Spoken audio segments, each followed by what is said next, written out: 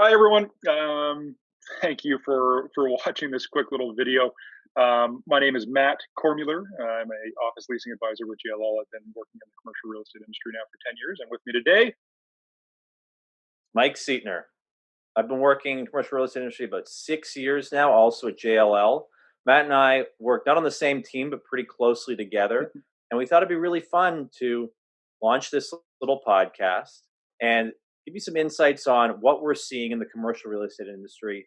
Such a hot topic right now to understand where is office space going? What impact is COVID going to have on my lease? What impact is it going to have on my future workplace? These are all questions we're hearing, and we hope to give some insight. yeah, it's funny. We've been having this conversation now with our clients we've been having the COVID conversation with our clients now for 12 weeks. I think what we've seen in the last week or two is the conversation has shifted from panic's not the right word, but hey, there's a global pandemic. How do we adjust for this? To okay, we see that we're going to get out of this. What are the positives we can take? How can we make our work environment better for people? What is productivity? How do we define productivity? And Mike and I have been, I want to say, preaching about this for the last 5 years. Right, your office space is, if you're still looking at your office space as just a number on the balance sheet at the end of every year, you're missing the boat. And how can we make the office a better place for our employees to work, enjoy, and be more productive? And is there a better place for people to be more productive? Is home better? Is the office better? Is Starbucks with your headphones on better? So what we thought we'd do today is, hey, here's what the conversation we've had with our clients over the last few weeks about productivity. We're going to share that with our network, and if there's good feedback, I hope there is. We'd love to continue the debate and maybe put out one of these every week or two on just what we're seeing and kind of relay what we think about it and give our opinions. By no way are these set in stone. This won't work for everyone, but hey, at least if we can give you one or two tidbits to take away and take to your next internal leadership meeting, maybe it'll help. We're a bit more than armchair experts on this. We kind of know what we're talking about, but our opinion is only worth as much as the information that we know and we have in our industry right now. And that'll evolve and change. We want to be part of that journey with us. Yeah, awesome. So I think for today, Mike, again, just want to give one or two things today. So I think the major buzzword that we're hearing really over the last 2 weeks is productivity. Productivity has always been the major buzzword. People are now, just for the first time, I think, actually starting to dig into what it means, and maybe more importantly, how can I affect it? I think the standard takeaway, or some of the standard takeaways, was the idea of, well, he works harder than the other individual does. Oh, she's in the office for longer hours, so she's more productive. Okay, but that's not really capturing what productivity means. So, Mike, maybe I'll kick it over to you. Maybe just a quick intro. How do we define productivity? What do we think productivity is? Um, how do we help companies create a more productive work environment? It's a great question. Productivity is something that this is the buzzword that we've been hearing for a while. How does your office space make people more productive? And it's funny, when we started working from home, it was the first question people asked: are my employees more productive working from home? Now, productivity can take a couple different forms. I think the working from home example is a good way to illustrate this. People said right off the bat, and we heard this from our clients, they said, my employees are surprisingly more productive now that they're working from home. Well, why? One of the things we heard was, well, they're working longer hours. Yeah, That's productivity. If you're doing more work because your day doesn't end at 5:30 to jump on the go train, and you're sitting at your kitchen table till 6:30 at night working, right. you're getting more done. So let's just to cut in, Mike. Let's just quickly define that for what that means for people. So here's a couple stats. So in the most recent poll, I think GWL and Abacus put this out. They polled 800 traditional office workers in the downtown core. It was almost an even split, 50-50, in terms of who felt being at the office was more productive and who felt working from home was more productive.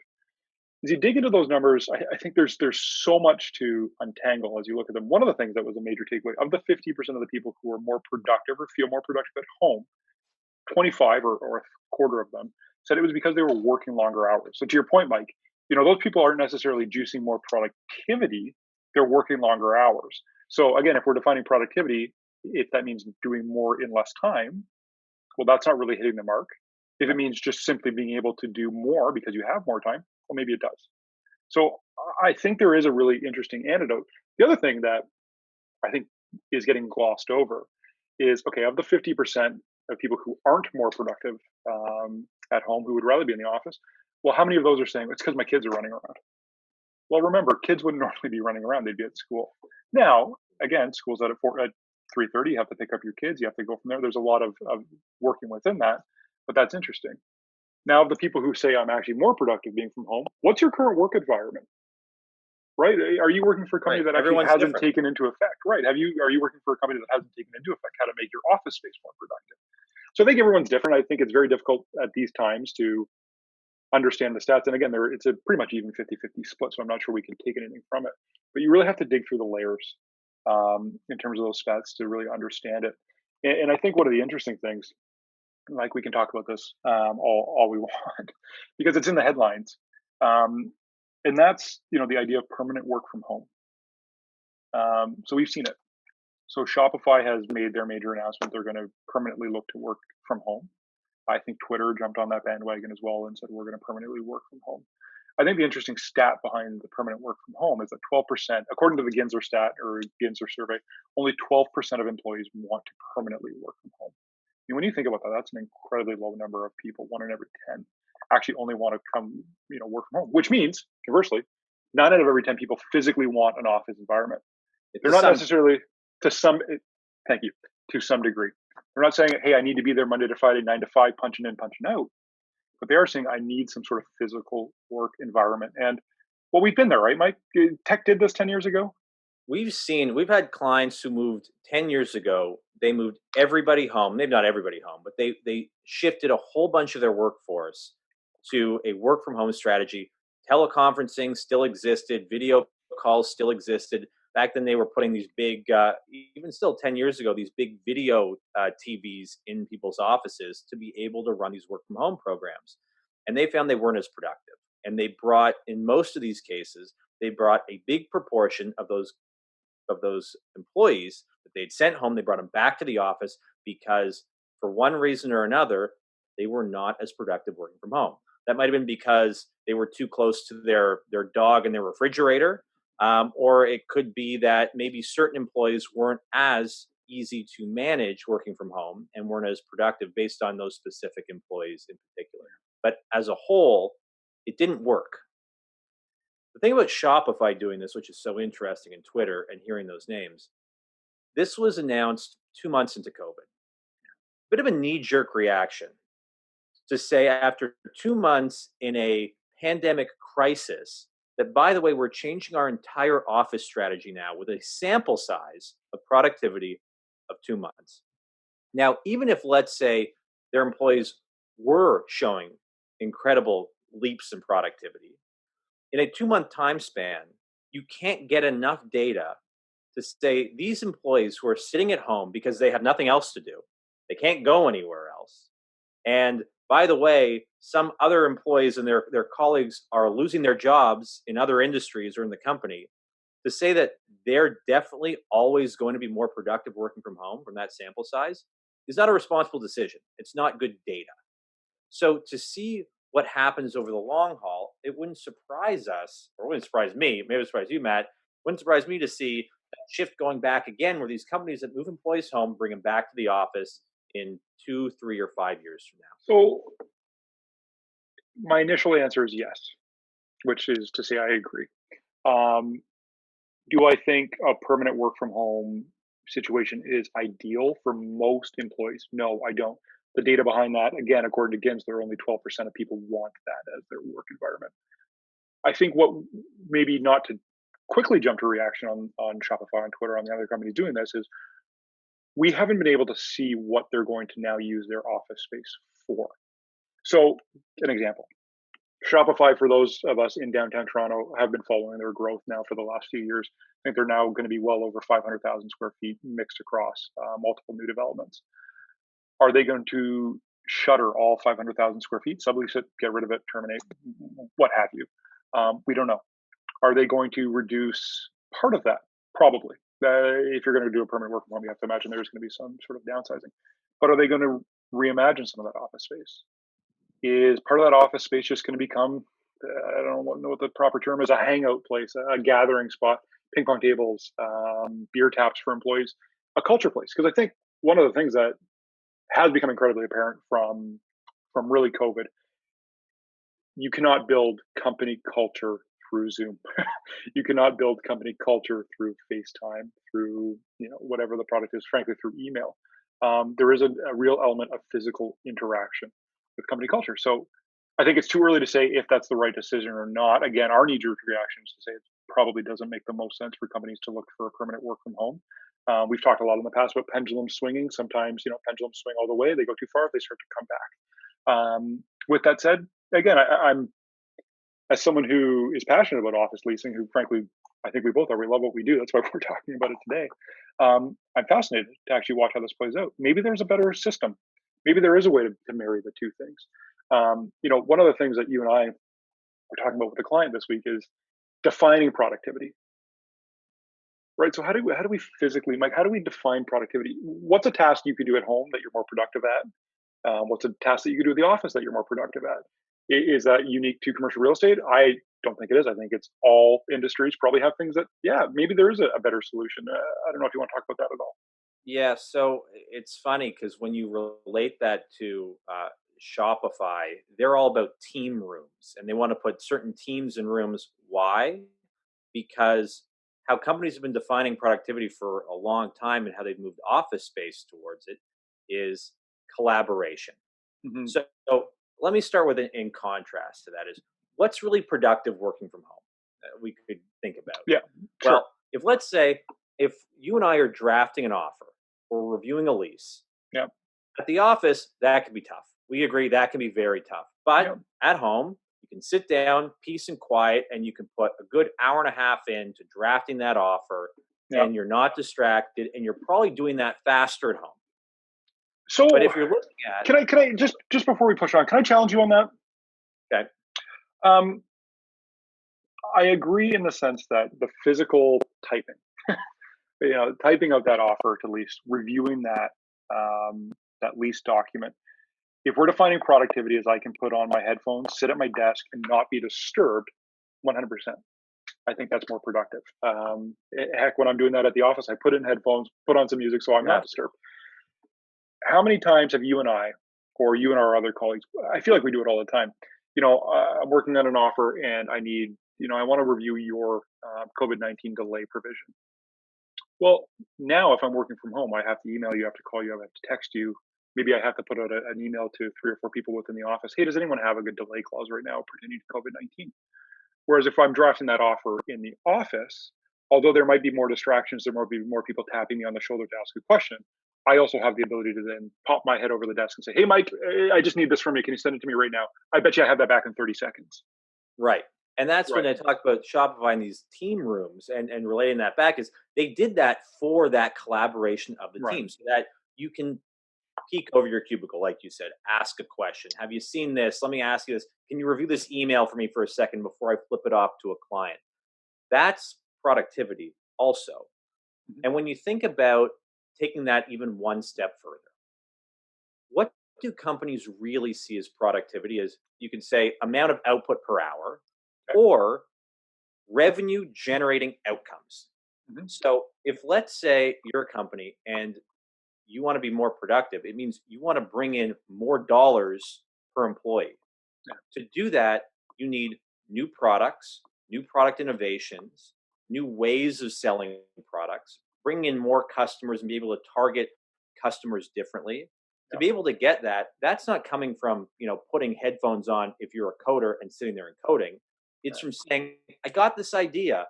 Let's throw it on the whiteboard, building on that idea and be able to create something new that the company can then go out and sell and generate revenue on. This is how Google's invented, half of their new, Google was a search engine. Why is Right. Google now this big conglomerate? Is because they had people with ideas that they let them run with those ideas and create these new apps and new products until they become the type of company we know of today. So to have that collaboration creates the revenue side of productivity, Interesting. Yeah. which is really what's far more important than how many widgets can we produce from these employees who are sitting there typing at their computers? Yeah, so I'll give one more example on that, and then I want to ask a follow up question to what you're saying. So I would say that's a perfect example with Google. The other area we always track productivity, easy one, law firms, billable hours. Right. There is potentially your heads down. How much can I do? Textbook billable hours. Um, well, I think where we should take the conversation, because this is critical, because I could see some people saying, actually, you know, whether I'm in the Google office physically, whether I'm out on the street and I get an idea that pops into my head, whether I'm sitting at my desk on a Zoom call, I can hear a lawyer saying, as long as I'm in front of my desk with my papers, I'm punching out my billable hours. So where I want to shift the conversation now, and we should end here today, what do we do to advise our clients to help them actually make a more productive office? Because I think what we're hearing from our clients is, hey, we see the physical need for an office. We understand that collaboration is critical. Bumping into your employees are great. Just understanding that company culture. But Mike, how do we physically, or help our clients? Maybe not physically, but how do we get out there and advise them on what are the things that you can do to make a more productive office space? Which is really the conversation we're now having. Yeah, and that's interesting. And to relate that back when you started saying is not every employee has the same thing. We talk about what Right. makes a productive workspace. What are the factors that influence the productivity of us as Homo sapiens? Some of the key ones are access to natural light, access to good quality air, temperature and comfort, being able to have access to green space. Um, Transit and commuting is one in a bit of a different way. That, I mean, I guess your commute to your refrigerator is closer than walking downstairs getting a sandwich. Right. Uh, but then you have things like noise. There's all kinds of things. So you might have one employee who their home office is that internal den of their condo where they're stuck there typing away. They have no light and they're in this little box. That's probably not as productive as that same employee who can be on the 35th story of an office tower downtown with floor to ceiling glass. There's probably a big productivity difference there from that office to that home office. Whereas compare that to, somebody who's at home, they live in the suburbs in King City with 3 acres and they can sit out on their patio with their laptop and type away. That might be more productive for that employee. Whereas putting them in a car for an hour and a half to get to that downtown office and commute, then it would not be as productive. All these factors in very many ways work together. We like to use our rule of thumb. We like to use the term 330-300, which you know this really well, Matt. Yeah. Basically, what it is, Please, it's so important, Mike. Give a quick overview of it because it's critical. it's how we look at our employee spend. So 330-300 is a rule of thumb that on average a company will spend $3 per square foot per year in their energy costs. On average, they spend 10 times energy or $30 per square foot per year in their rent. And on average, they spend 10 times their rent or $300 per square foot per year in human capital costs. So Mike, just before we go into that, can you give an example of what a traditional downtown office tenant, whether it's a law firm, whether it's a tech firm, what their 330-300 would be? Yeah, so when we say 300, that's almost like a Mississauga number, a suburban number. Downtown, that's probably 360 and maybe 800 would be a number for a downtown tenant. Yeah. And when you look at that, we're now making these work from home decisions. Oh, we send all our employees home. We want more working from home. Let's remember that our employee costs are 10 times our rent costs. Right. So any impact we have on employees being more productive, whether that's working from home or not, being in a more productive office space or not, any change to that employee productivity number, that human capital number, is going to be, let's say that number is 10% change in productivity. That is the entire cost of your rent. Right. So we have to be so careful as organizations making these decisions is really what is the most productive space that people can work in without taking into account, oh, I should be saving money on my office space, so I should cut that to send more employees from home. If your employees are actually more productive from home, then that's a benefit. If you're trying to say they're more productive from home because you want to shave off some of that 30, some of that office space number, any reduction in your employee productivity is going to offset any savings Right. and more from trying to reduce your rent. Right. And that's Mike. That's the key. But I think that is the key that we've been. I think we've been talking about 33300 now for 5 years. All of our clients are using it, buying into it. We now have the statistics of companies. I think there was one that you helped out in Mississauga. What was their productivity number after year one that they came back with? They were showing numbers. They said their absenteeism it dropped by what was it? Uh, they went from 20. It was a 43% reduction. There we go. Numbers are coming back to me. Thank 43% you. reduction in absenteeism. Yeah. It was a 20% improvement in attrition. Hmm. They were all about collaboration and productivity. So they found a 50% reduction in internal emails, Yeah. wanting people to have those in-person collisions. Right. They, in three circumstances, they replaced uh, two employees with one better hire because of better attraction of employees. And overall, they found these human resources metrics that were showing huge improvement from having, and this was going to a very productive high performance office building. Space has an impact. There's Right. study after study. We can quote, when Deloitte moved everyone, for example, they showed huge number of differences on their attraction of university students that they would give offers to. Huge benefits uh, from just a quantifiable attraction, employee attraction Right. standpoint. We're not going to go into all the stories, but No. there's data. Uh, and I think maybe we leave that for the next conversation, or if people want to reach out after this conversation, let's chat about it because it's critical.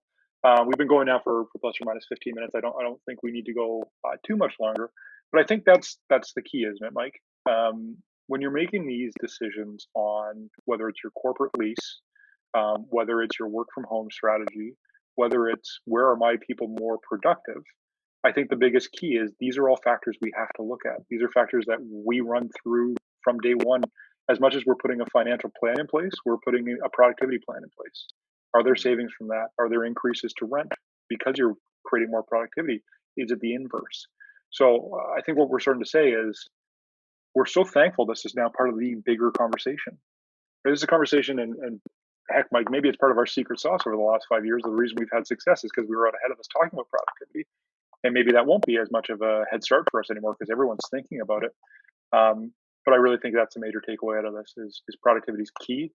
Let's start defining what productivity is. So again, we're happy to share any of these studies behind the scenes. We're happy to give demos to anyone that's interested, understanding what 33300 means, understanding how productivity works, sharing some more stories of what our clients are doing to both get back to work, but then also affect their office space. So, Mike, why don't we wrap it there? Let's put this out to our network and see what the feedback is, and maybe we'll come back in a week or two with some more thoughts. Does that work for you?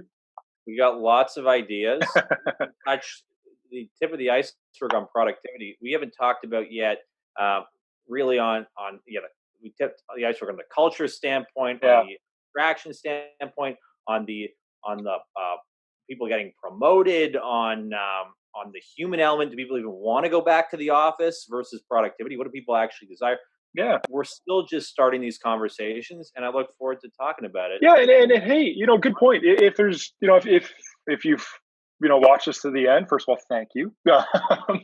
If there's anything you want to hear about, let us know. If there's, if you really want to dig into, like Mike said, corporate culture, if you really want to dig into how to, reset your office space for reentry once we get to phase two, phase three, let us know. We can talk about that. We can put this out to our network, and we want the feedback. We're happy to help. So for this week, thank you, Mike. And thank you for listening. Thank you, listeners. Thank you, Matt. Take care, everyone.